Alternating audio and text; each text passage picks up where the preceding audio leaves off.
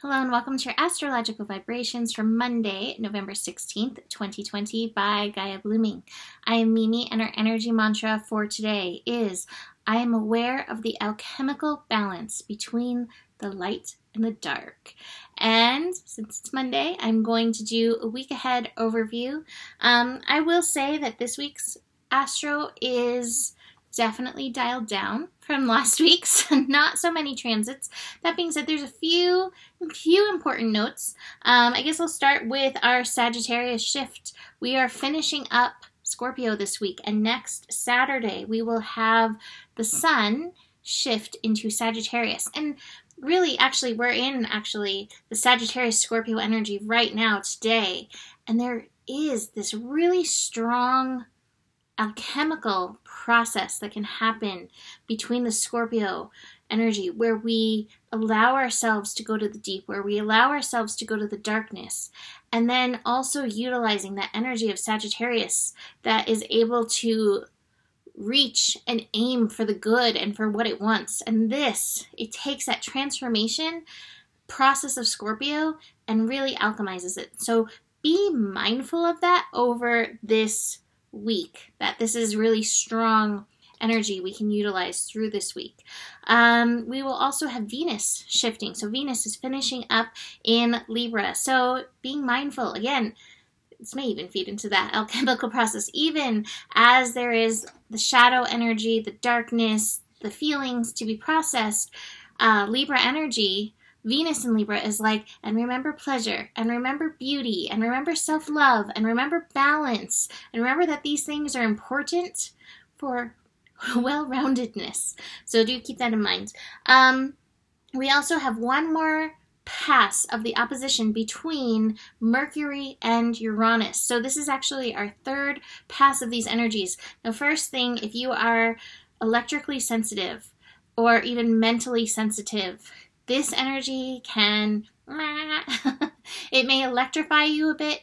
It can kind of spin you out, especially if you're not grounded.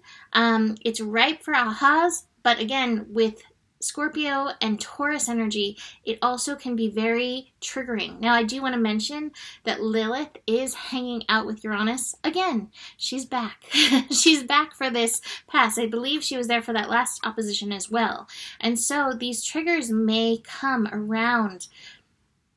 The Lilith energy in so many of us is energy that is like where we are being true to ourselves and where that energy is so not accepted. And so be aware that you may find triggers around that, and that Mercury energy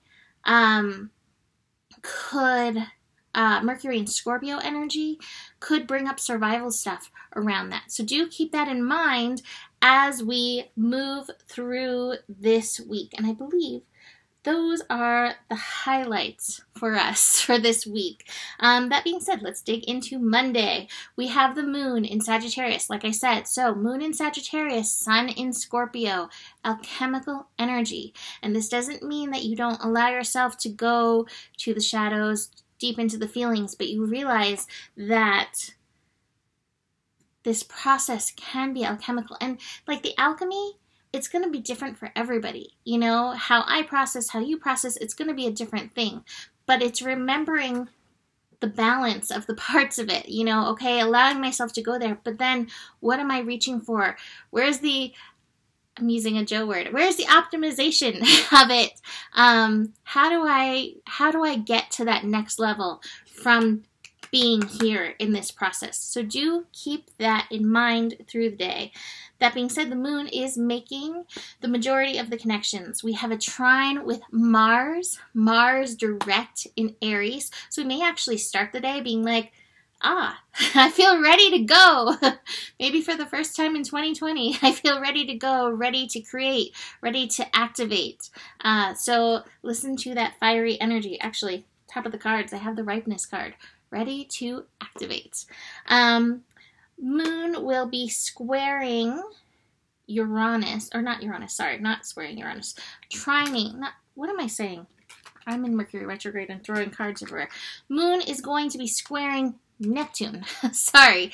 What I always say with that is that, you know, Sagittarius can tend to lean more into logic and knowledge, and I read this in a book. And Pisces is like, the fairies told me, the universe has told me, and there's a balance for both of them. One of the things that happens with Sagittarius is that Sagittarius, when Sagittarius allows the feelings, can be very, very, very strongly intuitive. And so I feel like it's challenging the Sagittarius to broaden the horizon beyond what is known. And so this is for everybody. Where are you being called to broaden your horizon beyond what you think you know?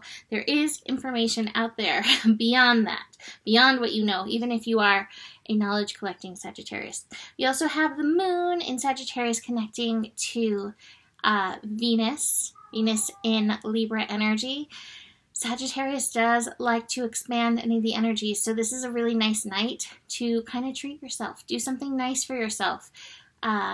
Invest in your pleasure. Invest in beauty. Invest in something that brings that level of joy and harmony into your life.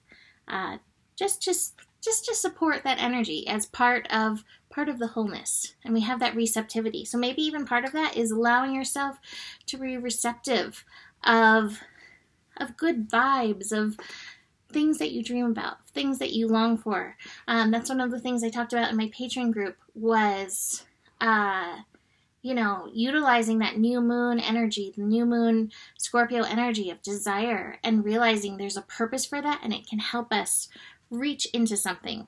So we've got that. I have the control card in reverse. We do have Venus moving off of the squares with the Pluto, Jupiter, Pallas crowd, and building into a square with Saturn later in the week. So do watch those Saturn Capricorn control issues as they may be coming up this week, and they can keep us out of that receptive energy. So I'm going to leave that there. You can book a reading with me. Email me, mimiclark@gmail.com. Besides that, the better it gets, the better it gets. There's more than enough love in the world for you. You have the power. And stay curious. And that is Mahalo in the background with much to say. Namaste.